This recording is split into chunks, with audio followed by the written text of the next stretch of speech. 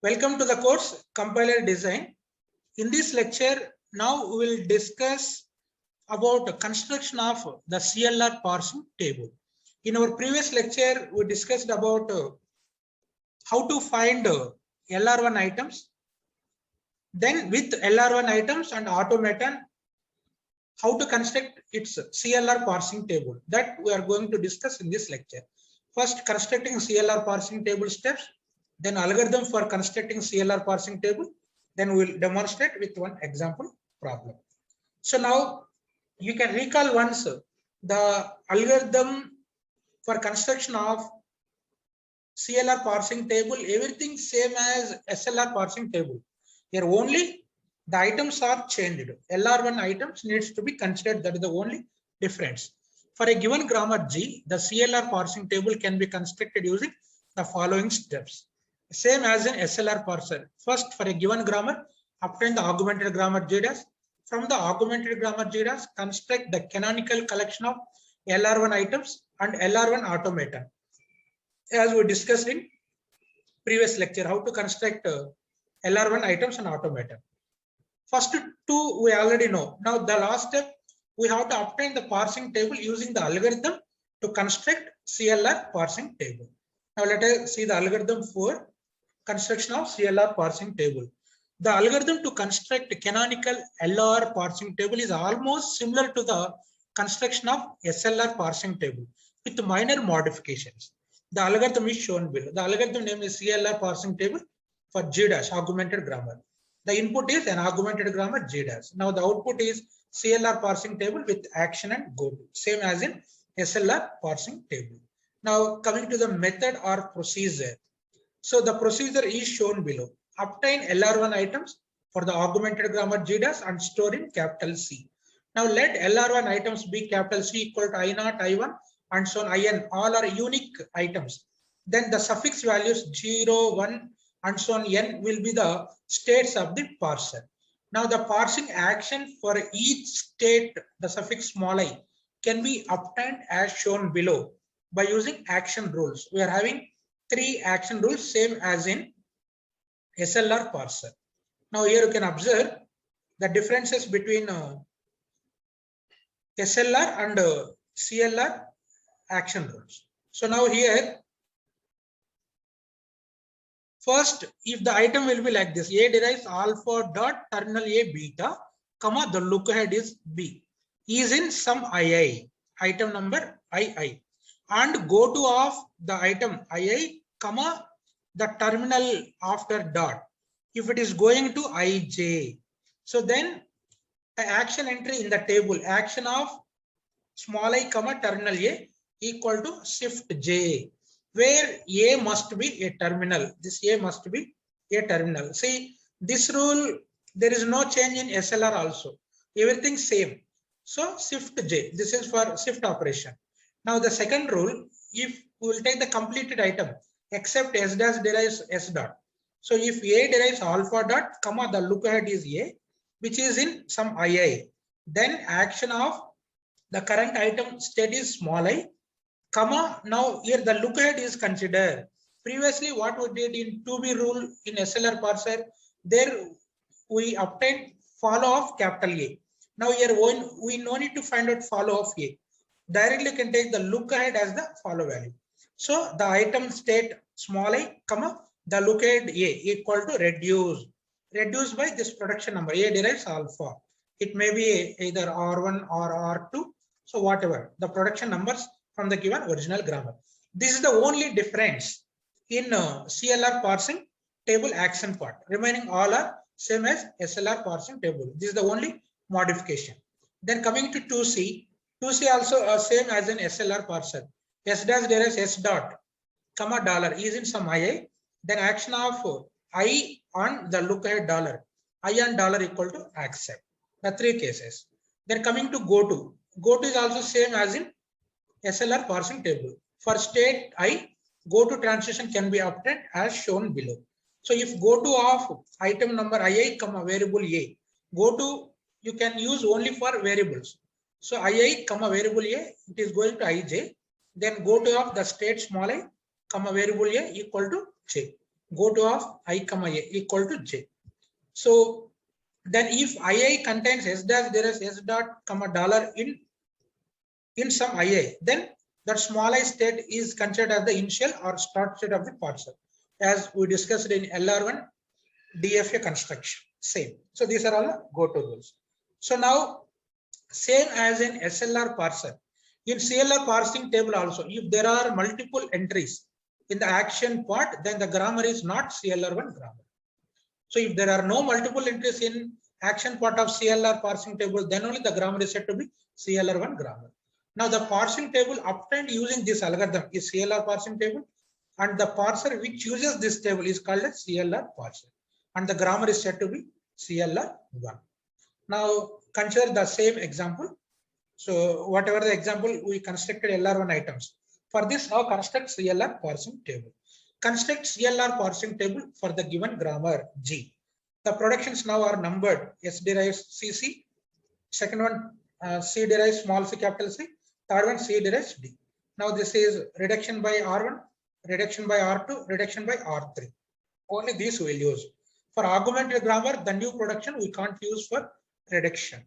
So now, as for the procedure for construction of CLR parsing table, first we have to obtain augmented grammar G dash by introducing new starting variable S dash derives yes. Now, for this, don't provide numbering.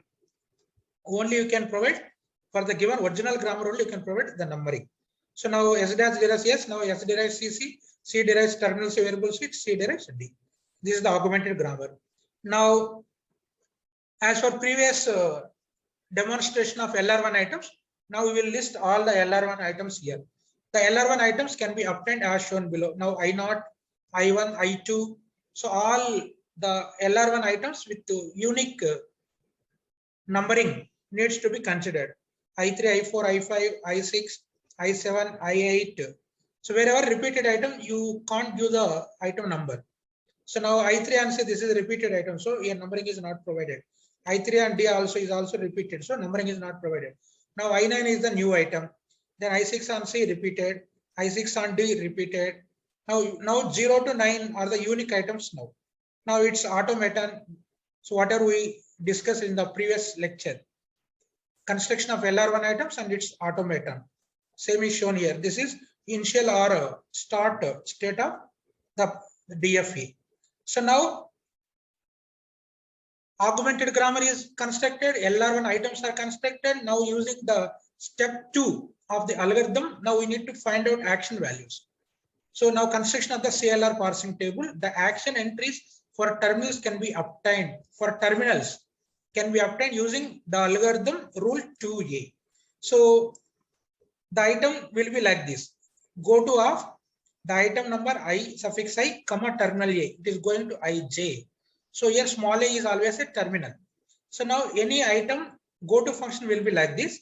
Then the action entry, the state small I, comma under the action terminal small a, the value shift j.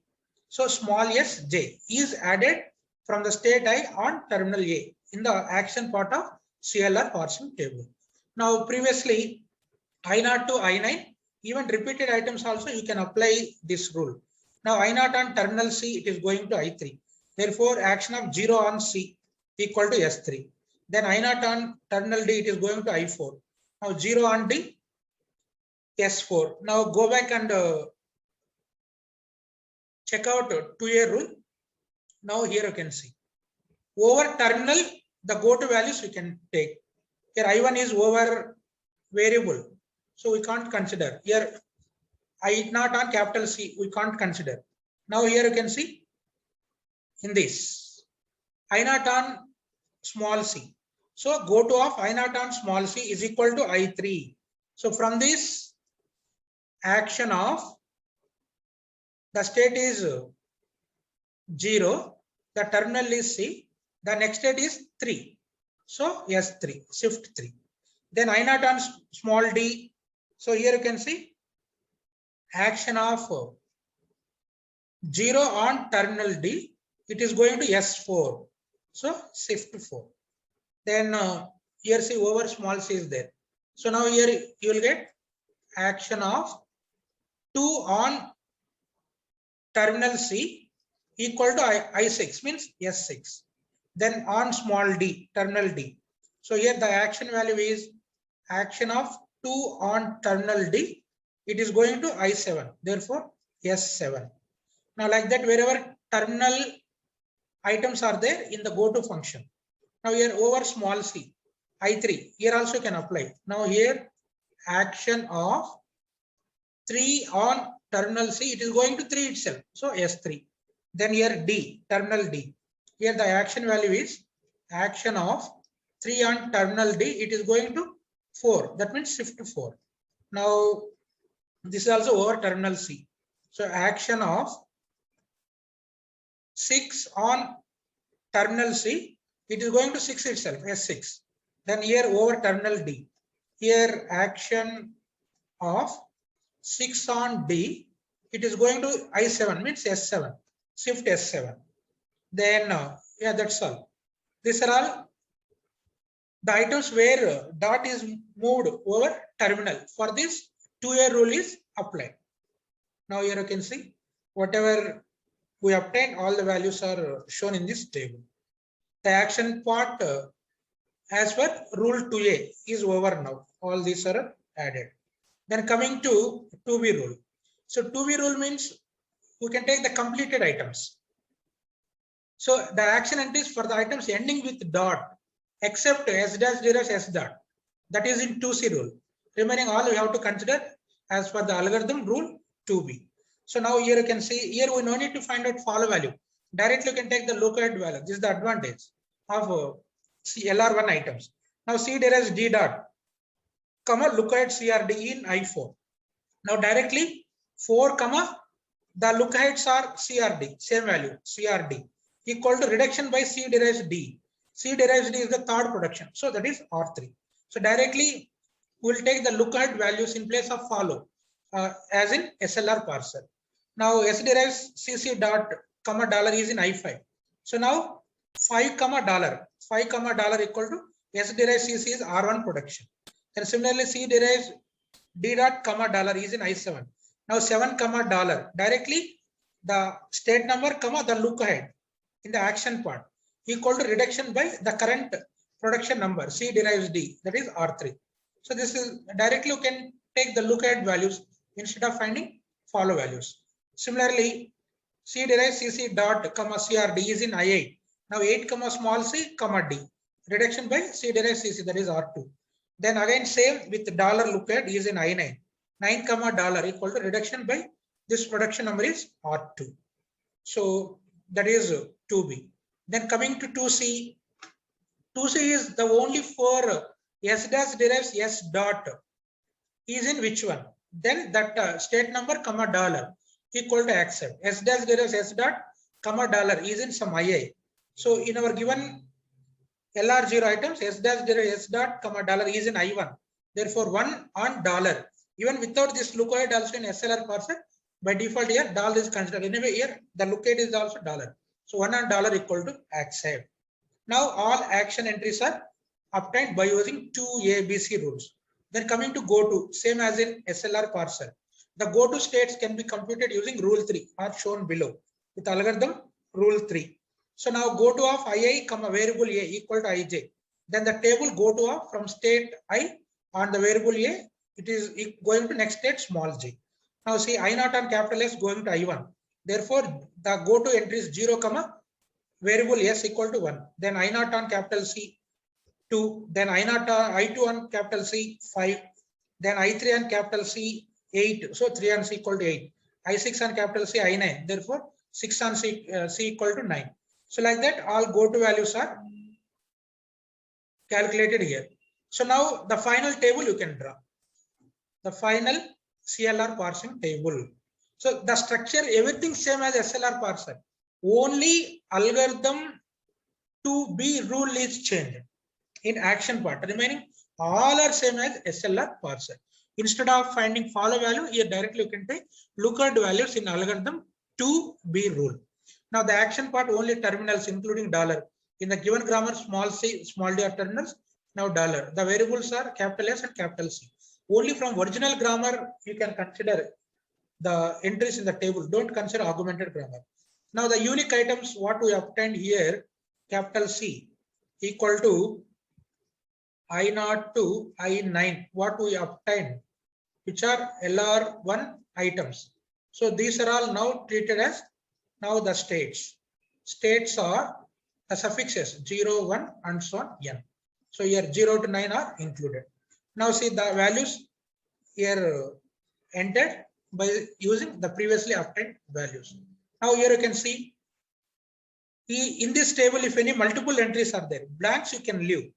Only in the action part, any multiple entries are there here, S3, S4, ACC, S6, S7, S3, S4, R3, R3, R1, S6, S7, R3, R2, R2, R2. So all are unique values. No multiple values are there.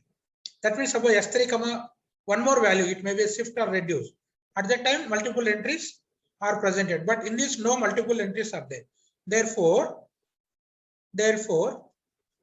no multiple entries are there. So given G is CLR1 grammar. CLR1 grammar. If multiple entries are there, then it is not CLR1 grammar. Now see the same conclusion is given here. So in the above CLR parsing table, there are no multiple entries in action. The given grammar is CLR1 grammar. Since there are no multiple entries in the parsing table, then the above parsing table is called as CLR1 parsing table. And the parser which uses this table is called as CLR parser. And the grammar is said to be LR1 grammar. So now sequence of moves made by CLR parsing table. This we already discussed in the concept of LR parsing algorithm, moves made by LR parser. Same we can apply by taking stack input and action with the table shift, reduce, accept, error. By taking 0 initial state, then the string. So 0 on C. By seeing the table entry, shift. If it is shift the state onto the stack. If it is reduce, in case of reduction, mod beta, right hand side production length, you need to find out, then you can pop that number of states from the stack, then the remaining top of the state on the stack with the go to value of from that state with the left hand side variable of the grammar equal to some state that can be pushed onto the stack. So like that you can apply shift reduce. Then finally the last step of this parsing, what you will get, if you will get 1 on dollar, accept is there, parsing is successful. Otherwise this is not successful. So now some practice problems also given here. Consider the following grammar: S derives A derives A, terminal A or terminal B. Construct LR1 items, then construct CLR1 parsing table, then show the parsing steps for the string BA, ABA. Now come to the summary of this lecture, what we discussed. For construction of CLR parsing table, first we discussed various steps for CLR parsing table construction, then algorithm for constructing CLR parsing table, then demonstrated one example problem. So for this, the reference is AHO2 section 4.7.1 to 4.7.3. Now the last type of LR parser, look ahead LR parser, that we will discuss in next class. Now I stop here.